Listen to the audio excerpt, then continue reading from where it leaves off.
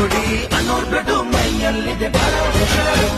ಕಾವೇರಿ ಕಂದನು ಕೈ ಮುಗಿದು ಬಂದೆನು, ನಾ ಮಣ್ಣಿನ ಗುಣದವನು, ನಿಮ್ಮ ಪ್ರೀತಿಯ ಋಣದವನು.